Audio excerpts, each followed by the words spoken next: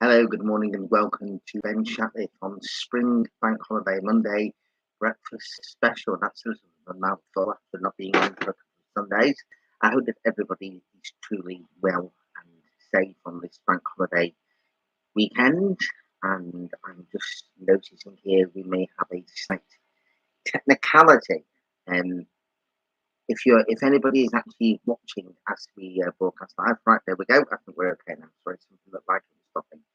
Welcome to this special program. Apologies for being off again for a couple of weeks, but the advantage of having a bank holiday Monday is you can do some extra programs as well.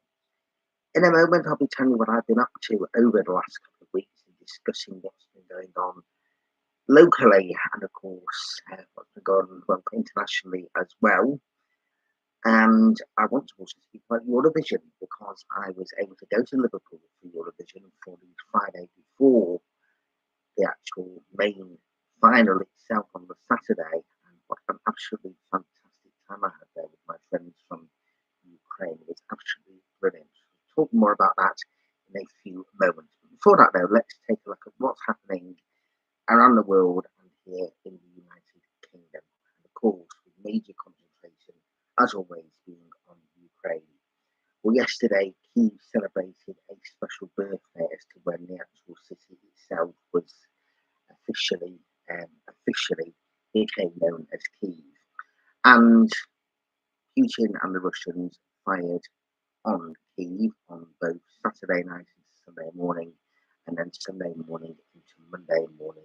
And there's over 40 missiles and drones were shot down over Ukraine as Kyiv hit by explosions.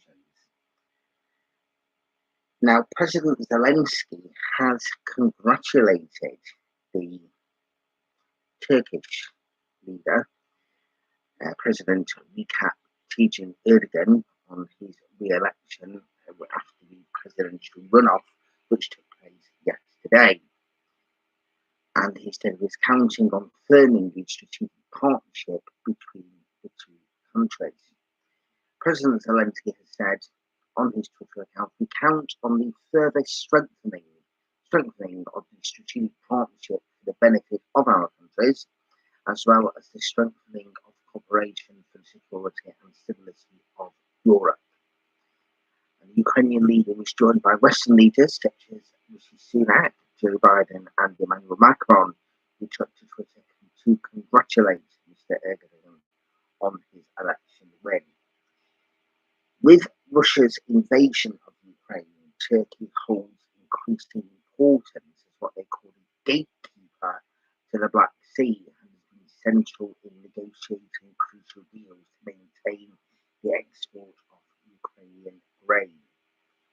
I'm pleased that President Zelensky and the world leaders are actually saying congratulations there, but one of the first people to congratulate on that re-election was, of course, Putin himself, and that is why trying to be from an apolitical, but also, I will say, being on a safe political scenario here, I'm going to say here, because I'm going to give an opinion on this, I would have preferred the opposition leader to actually win, because not only for the fact that about the way that the current president is potentially showing support or different stuff regarding Russia, kind of like a mixed bag scenario, but I know about the way in which he's treated his own people in Turkey. And whilst they're all on a big bus celebrating that presidential win last night in Turkey, there are many people in Turkey who are still without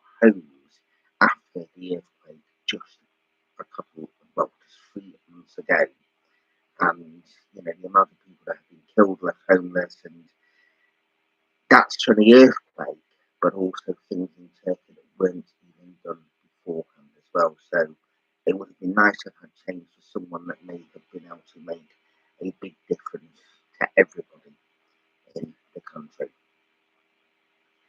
But yes, but going back though to the top story, of course, regarding Kyiv and the fact that there's been 2 nights of explosions, and there's also now been a US senator has been placed on the Russian on the Russian wanted list. That's the US Senator Lindsey Graham. He's on wanted on Russian news agency TASS has reported.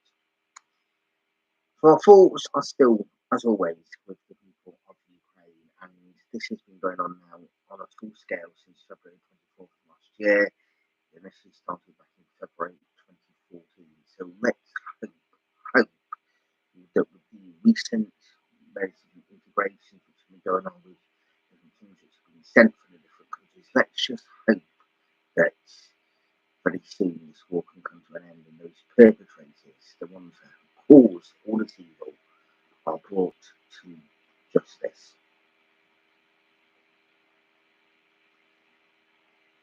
I also want to move on now to some of the other news here in the United Kingdom.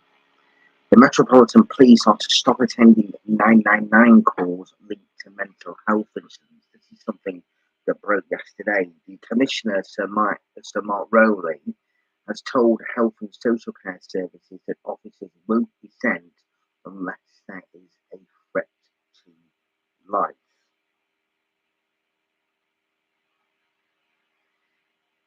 In Italy, on Lake Maggiore, a boat carrying at least 20 tourists and crew members has overturned and capsized in a whirlwind. At least 2 people have died and 2 others remain missing, according to Italian media reports. Obviously, thoughts of all those people who have been affected there. Investigations into some 80 robberies a day were closed last year without a suspect being identified, the Liberal Democrats have claimed. The party also said it had commissioned research which showed 30,000 muggings across England and Wales went unresolved in 2022. 30,000.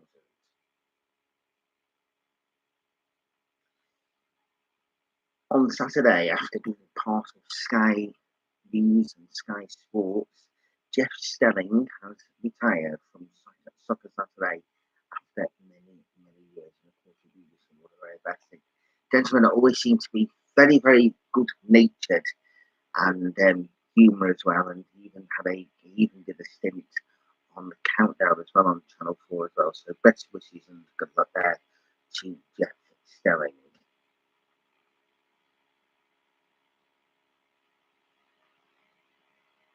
Okay, so that's a look there at the actual news. I've not mentioned the other story that's also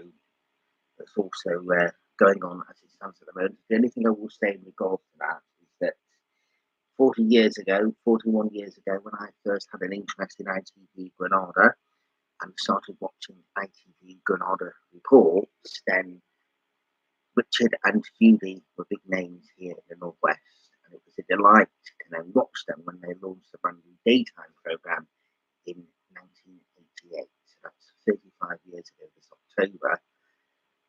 And they moved the programme to London, and there was controversy in relation to that. But let's just think about the programme itself and not necessarily some of the people who are presenting, either current or past or whatever.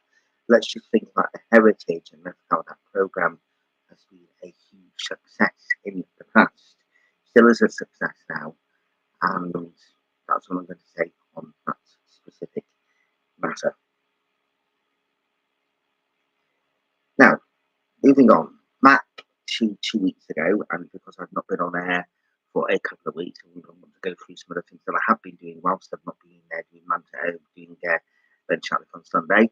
But I had the great delight to be invited to go on to HMS Mersey on this Friday before Eurovision.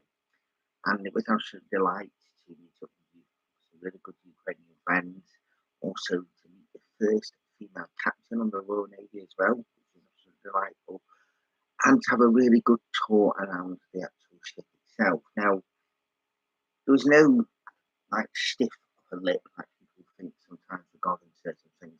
Everything was open. The chance to get loads of photos, which I certainly did. There's a couple of Facebook Lives as well. The military were there as well playing music.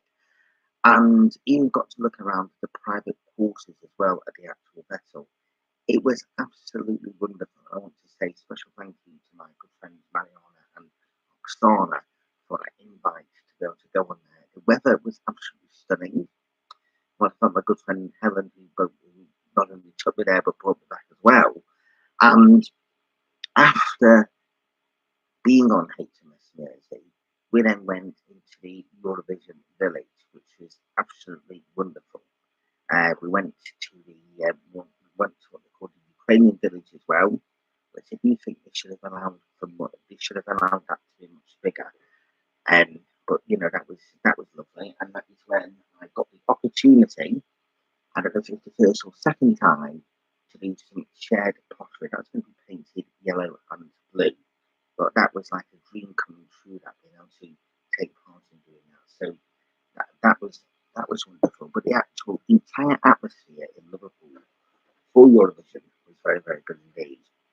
And when we then walked back to actually go back to the car, and the various different parts of Liverpool that were all within Ukrainian colours with the yellow and the blue, a flag as you entered and left the city that was up there as well, different shops, the way that they had certain things decorated in yellow and blue was absolutely fantastic. Now, initially, I wanted Manchester to be able to get Eurovision, but you can't compete with what we saw in Liverpool there. That was absolutely fantastic. And what I also what was also good as well was because of the more space that they have in Liverpool, then the people that may not necessarily have been interested in Eurovision could still get on with their normal everyday lives. And Eurovision was on because of the space, which is absolutely fantastic. So I was last in Liverpool in 2011, and the sun was roasting and shining then as well. So if you want some really nice hot weather, go to Liverpool. Absolutely fantastic. And it looks beautiful here this bank holiday Monday here as well. But yes, no, that was absolutely fantastic. And the following week, last Sunday, I had intended to do Ben Shatliff on Sunday, but I actually went out and about and actually, I suppose you could say, Ben Shatliff on Sunday on location. I didn't do any recording. And I saw my good friends Mariana and Oksana because it was Precious Club Day. And they had a stall there promoting various different things for Ukraine as well. And people were asking what it was that they were actually doing, and they were getting good responses, which was absolutely fantastic. And various different merchandise as well.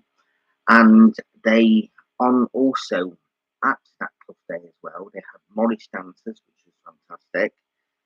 My brother Frank Shatliff was talking about the event that he's doing for which he's doing in July, which is going to be the next rally for trucks, which is going to be taking place in Prestwich and then meeting in Prestwich and then going around. He'll be coming on to discuss that at some stage. And I also met up with councillor, well, sorry, not councillor now, but I met up with Steve Wright. And I also saw four of the Labour councillors in Prestwich, Elliot Moss, um, Richard Gold, Lynn Ryder, and the leader of the council, Labour leader Eamon O'Brien. And I reiterated the fact as well that Ben Shatliff on Sunday is for everybody. It's not just for politicians, it's not just for a specific politician to come on, it is open to everybody. So the invitation is still out there for people to come on, not just at election time, just come on throughout the entire year. Let's have a situation where I'm not thinking what I've got to say because I've got somebody with me who I'm going to be talking about doing the interviews. So that was on then. That was on the Sunday. And of course, we've been having the Manchester stands with Ukraine runners as well. And excuse me, I do apologise, the voice is just going a bit funny there. We also had our march, which took place on Saturday, which is absolutely fantastic as well, brilliant weather. And this Saturday as well, we're in Manchester again as well, which we always are. So please make sure that you come and join us on Saturdays between 2 and 3:30. And there's also been other stuff which has been going on as well around the world. And of course, we know about the so-called paparazzi chase that took part in New York. Although the New York NYPD said one thing, the taxi driver said one thing, and the people involved, of course, you all know what I mean, so it made it sound longer and much worse than what the situation actually potentially was. Nobody should be hounded by and intrusive by any kind of camera people, journalists, or whatever, in any way, shape, or form. But there are situations when people will put themselves in that position where they can be attention for the media, so therefore it's it's a difficult situation. Nobody wants anyone to be feeling that their life is in danger or anything like that. But at the same time, there's a certain way about going about this, and that is, if you don't want the attention, don't make it known where you're going to be, or don't be speaking as much as what you do, and that way you may not get the attention. You never know. Anyway, but they say it's all spare, don't they? So anyway, right, that is it then for this morning. I just thought I would do something, as of course didn't do anything yesterday. I will be back again very, very soon. Next Sunday, as it is the anniversary, a week today will be June the 6th. Sorry, a week on Tuesday will be June the 6th. Then we will be remembering D-Day on. So we'll be remembering D-Day on Ben Shatliff on Sunday next week. And I wish everybody a very, very good morning. Apologies if I've just gone a little bit out of track there with thinking about things to say. We'll just pause for a moment now and listen to Holy Is Your Name, which I think is an absolutely beautiful hymn. I got the chance to sing that on my way to the Ukraine club back on the Sunday of Eurovision, and it was lovely to go to the hymn and to sing this hymn. For now, goodbye.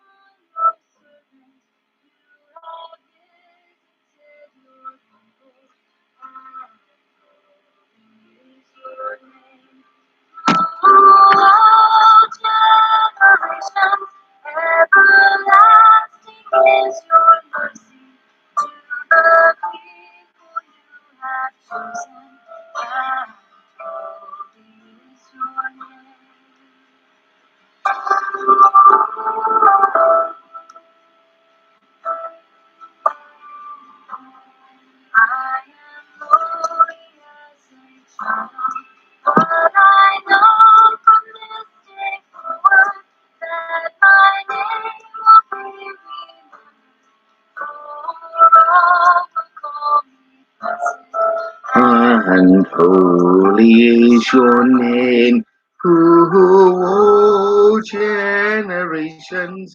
Everlasting is your mercy to the people you have chosen.